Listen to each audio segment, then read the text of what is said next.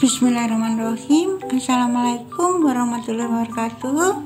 Baiklah teman-teman, Ibu akan lanjutkan materi tentang tindak pidana korupsi menurut KUHP nasional.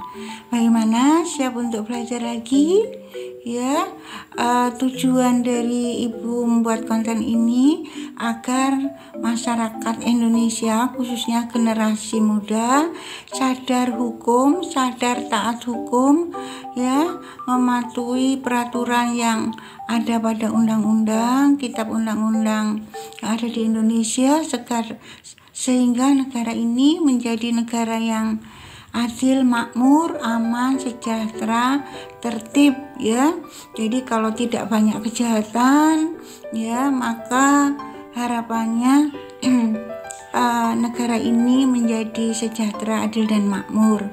Dan korupsi adalah tindak pidana yang sangat merugikan keuangan negara dan perekonomian negara, di mana keuangan negara dan perekonomian negara itu adalah satu hal yang penting bagi masyarakat, ya, untuk kesejahteraannya. Karena kesejahteraan untuk masyarakat itu perlu fasilitas dan perlu dana dari keuangan negara dan perekonomian negara, sehingga kalau dikorupsi maka masyarakat menjadi tidak sejahtera.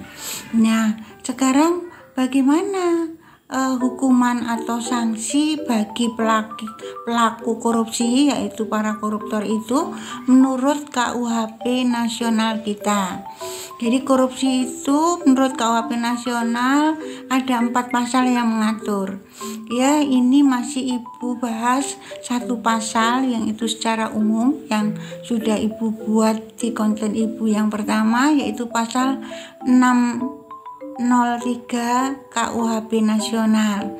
Ya, pengertiannya sudah Ibu jelaskan. Sekarang apa sanksi atau hukuman bagi koruptor, pelaku tindak pidana korupsi menurut pasal 603 KUHP nasional?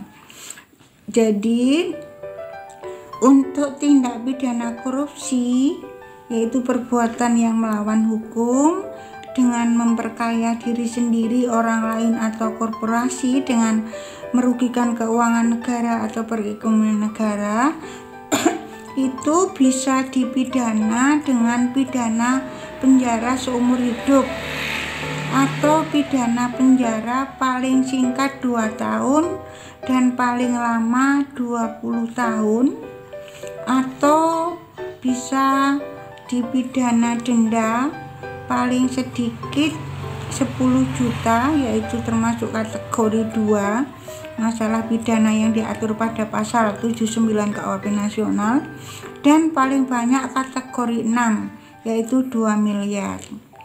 Jadi kesimpulannya dari bunyi pasal 603 KUHP nasional ini, sanksi atau hukuman bagi pelaku korupsi untuk memperkaya diri sendiri dengan mengambil uang, ya, dari keuangan negara atau perekonomian negara, itu bisa pidana penjara seumur hidup, bisa paling singkat 2 tahun atau paling lama 20 tahun, ya, atau pidana denda paling sedikit 10 juta atau paling banyak 2 miliar, tergantung jenis tindak pidana korupsi yang bagaimana. Karena nanti ada pengertian tindak pidana korupsi menurut KUHP nasional ini ada 4 jenis, ya, yang masing-masing itu pidananya berbeda,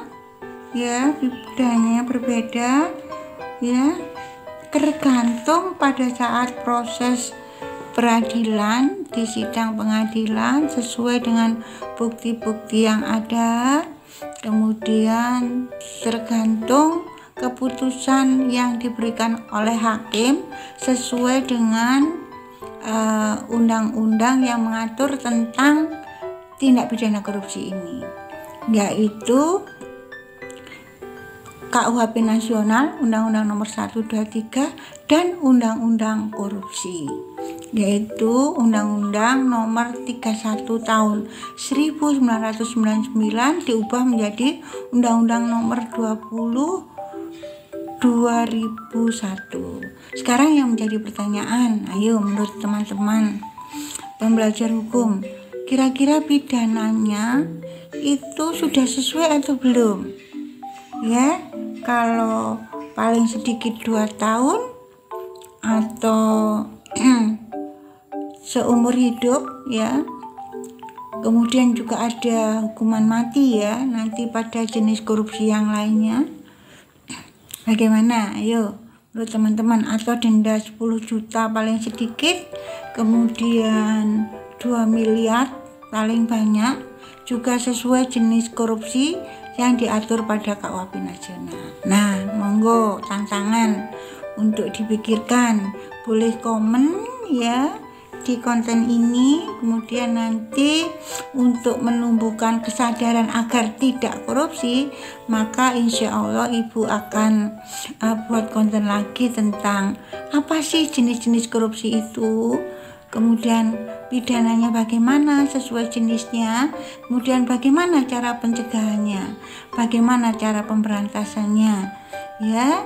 Kira-kira itu dulu, dipahami dulu. Silahkan like, subscribe, dan komen sehingga ibu bisa tahu apakah teman-teman bisa paham atau tidak ya, sehingga ibu bisa memperbaiki dari konten yang ibu buat ya, sehingga tumbuh kesadaran hukum untuk tidak merugikan keuangan negara dan perekonomian negara, agar masyarakat tumbuh sejahtera, adil, makmur, tertib, dan bahagia lahir batin ya. Saya kira itu dulu. Jika ada salah kata, ibu mohon maaf. Ya, terima kasih.